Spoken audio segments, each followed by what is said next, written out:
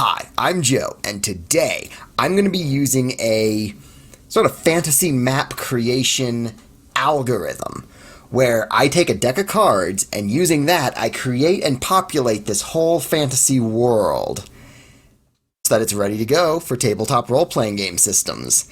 I'm very excited, and I hope you're excited too. Roll the intro! This map creation algorithm was created by John Large at Red Dice Diaries. I've had this as a document on my computer for years, and when I went to Red Dice Diaries' site, I couldn't actually find it again. What I'm going to go ahead and do is link to their site's homepage, and maybe if you go looking for it, you might have better luck than me. Fingers crossed for you. Now, this is my video also for the Addicts Alliance August Collab. Fun fact, I was working on this video already, while racking my brain trying to figure out what to do for the collaboration. The theme for August is a world of my own, and I was at my computer thinking, what does that even mean? Should I just draw a mountain with my face on it? Draw myself as some kind of space warlord? You know what, I'll get to it later. First, I'm going to work on this map of a world that I'm making. I'll figure out how to make a world later. First, let me make this world. Yeah, took me way too long to put 2 and 2 together on that one. It is frankly a miracle that I have ever finished a video.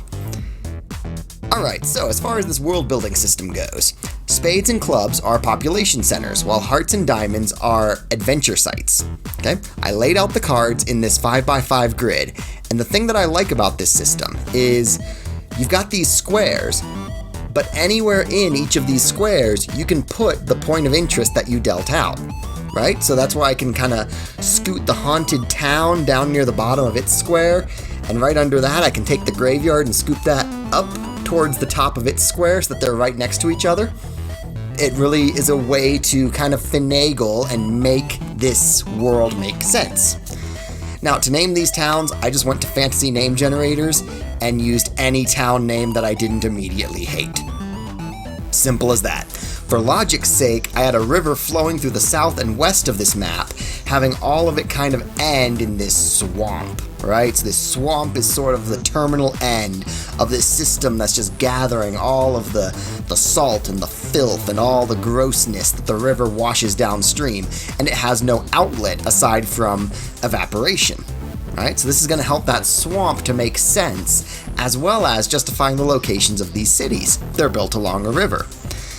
Now there's only one area on this map that specifies that it's a forest, but I'm going to throw forests just kind of dotting the blank spaces on the map in general. So in the top left of this map, we have the town of Trord, the town of Kosas, and the village of Osriel. We're going to join these together in the nation of Krosa. The top right was 2 castles with no other population centers. So that's going to be the land of Zitrasa, and I'll just say that that's an arid steppe land where 2 lords just skirmish between their 2 castles. There's not really a lot of resources aside from right around the castles, so it's more ancient blood feud than warring for anything specific and useful. Down towards the bottom of the map, and then along this west edge, we've got Arkros, which is a town. We have the cities of Kruver and Prolk, and we have the ruins of Anadon. And these really made sense to me as a single nation. We'll call that Phyta. Phyta has large population centers without a lot of outlying towns, so I think that one really makes sense as an incursion from a larger nation to the south. Now, when I found the name for Pluport, it made me realize this edge of the map ought to be coastline. It has a port, Pluport. So we have the town of Pluport, the hamlet of Rickaster, the village of Zuoros, and the hamlet of Shosa running down the coast. On the islands, we have the ruins of a attempted city named Aliskaster and the hamlet of Lenlens. Together, these all form Acheron. It's a very sparsely populated kingdom on an arid coastline. The river doesn't really come through here, so they rely on seasonal rains and things like that.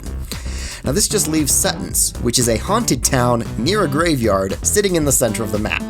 We're going to make this area sort of like Stygia in the Conan mythos. It's a land of dark ritual and fearful old gods. And this influence will extend to the Temple of Black Quartz and the Sluisford Caves.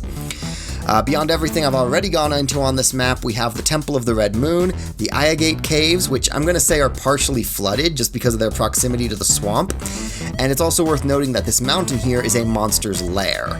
That's part of what the card grid told me, was there'd be a monster's lair in this section of the map.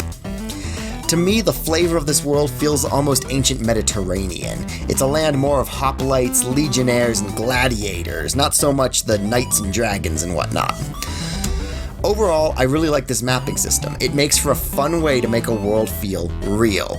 The downside of this mapping system is that it takes a lot of jumping off to kind of finish things out. It doesn't really give you a completed map, it gives you bare bones, and if you have any kind of talent at filling in the details, it's going to lead you to making this map in a way that you wouldn't have on your own. But if you don't really do map stuff and world building stuff a lot, you might run into trouble figuring out how to fill in those details and work out how this world is going to work as a cohesive whole. Anyway, here is this land. Again, this was part of this month's Art Addicts Alliance theme. The Art Addicts Alliance is a group of art YouTubers who come together once a month to share a theme and to send viewers each other's way.